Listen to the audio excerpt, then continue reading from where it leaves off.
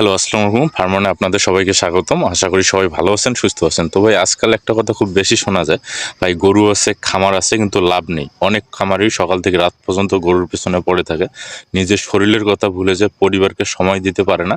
তবুও মাস শেষে হিসাব করলে দেখা যায় হাতে কিছুই থাকে না, বরং দেনা বাড়ে। তখন অনেক মানুষ ভাবে যে খামার করে বুঝি আর চলে না, গরু পালা বুঝি আর লাভের কাজ না। কিন্তু বাস্তব সত্যটা হলো ভাই, খামারের সমস্যা সাধারণত গরুতে না, সমস্যা থাকে খামারে নিজে যেভাবে খামার চালায় সেখানে। আপনি দেখবেন যে বাংলাদেশে প্রায় 90% খামারির একই রোগ, গরু আছে, পরিশ্রম আছে, কিন্তু বুদ্ধির ব্যবহারে ঘাটতিটাও আছে। অনেক নতুন খামারি খুব আবেগ নিয়ে খামার শুরু করে, কেউ জমি বিক্রি করে, কেউ ঋণ নিয়ে, আবার কেউ ধার করে গরু কিনে ফেলে। কিন্তু কেন গরু কিনছে, কতটুক দুধ পাবে, খাবার খরচ কত হবে, দুধ বিক্রি করবে কোথায়, এই প্রশ্নগুলোর উত্তর আগে খোঁজে না। শুধু দেখে যে পাশের লোক খামার করছে তাই সেও করবে। ফলাফল কি হয়, দেখা যায় যে কয়েক মাস পর যখন খাবার খরচ, চিকিৎসা খরচ সবকিছু বাড়ে বা যোগ হয়, তখন দুধ বিক্রির টাকায় সেটা আর ওঠে না। তখন বলে যে গরু আছে কিন্তু লাভ নেই। আসলে লাভ নাই না, পরিকল্পনা নাই। খামারের সবচেয়ে বড় জায়গাটা হলো হিসাব। বাংলাদেশের বেশিরভাগ খামারের কোনো লিখিত হিসাব থাকে না। আজ কত খাবার দিলাম, কত কেজি ভুসি গেলো, কত টাকা খরচ হলো, কত কেজি দুধ উঠলো, এই জিনিসগুলো মাথায় রাখে। কিন্তু মাথা কোনো খাতা না ভাই, একদিন ভুল হবেই।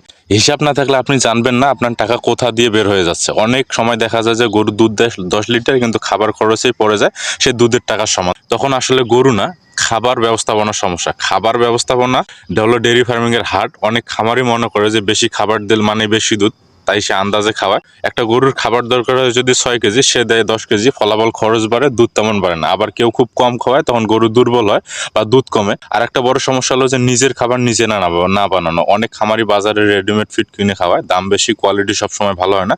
কিন্তু যারা একটু বুদ্ধি খাটে তারা ভুসি, খোল, ভুট্টা সবকিছু মিশিয়ে নিজেরা মিক্স ফিড বানায়, এতে খরচ কমে, কন্ট্রোল বাড়ে। গরু আছে কিন্তু লাভ নেই, এই কথার পেছনে অনেক সময় থাকে খাবারের অপ্রয়োজনীয় খরচ ভাই। রোগ ব্যবস্থাপনা আর একটা বড় জায়গা। অনেক নতুন খামারে গরু অসুস্থ হলে দৌড়ঝাঁপ শুরু করে, ডাক্তার, ইনজেকশন, ওষুধ সব একসাথে খরচ, কিন্তু আগে থেকে প্রতিরোধ নেয় না।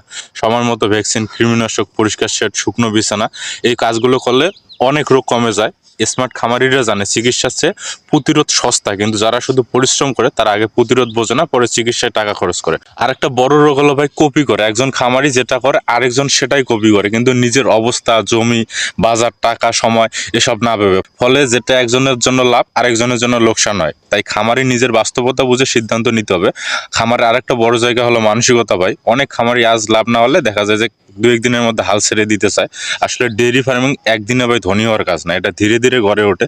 প্রথম 2-3 বছর শেখার সময় যারা এই সময় পালায় তারা পরে বলে ভাই যে না, খামারে কিছু নেই। আসলে কিছু নাই না, ধৈর্য নাই। খামার আসলে ভাই গরুর ব্যবসা না, এটা চিন্তার ব্যবসা। আপনি যত ভালো চিন্তা করবেন খামার তত ভালো চলবে। শুধু খাটলে শরীর ভাঙে, কিন্তু খামার দাঁড়ায় না। খামার দাঁড়ায় যখন পরিশ্রম, বুদ্ধি একসাথে চলে। সবশেষে একটা কথাই বলবো ভাই, গরু থাকলে খামারি হওয়া যায় না, গরুর সাথে সাথে মাথাটাকেও চালাতে হয়। আজ থেকে যদি আপনি একটু কম আবেগে, একটু বেশি হিসাব করে, একটু বেশি শিখে, একটু বেশি বাজার বুঝে কাজ করেন, তাহলে একদিন আপনিও বলবেন না যে গরু আছে কিন্তু লাভ নাই। তখন আপনি বলবেন গরু আছে আর খামারও আছে, লাভও আছে। কারণ ডেইরি ফার্মিং এ আসল পার্থক্যটা গরু বানায় না, বানায় খামারের চিন্তা ভাই। তা আপনারা যারা খামার করেন ভাই, আপনারা অবশ্যই ভাই এই কথাগুলো একটু চিন্তা করবেন। হুটহাট করে আপনারা খামার ছেড়ে দেবেন না, বা আপনারা খামারে ভাই কপি করবেন না। কারণ আপনার অবস্থান, আপনার সময়, আপনার সবকিছু ভাই, অর্থনৈতিক অবস্থা আরেকজনের মতো হবে না। তাই আপনারটাকে আপনাকেই নিজের মতো করে গড়ে তুলতে হবে। আমাদের ভিডিওগুলো যদি আপনাদের ভালো লাগে, আপনারা অবশ্যই ফার্মান চ্যানেলটি সাবস্ক্রাইব করে আমাদের সাথে থাকবেন। সবাই ভালো থাকবেন, সুস্থ থাকবেন।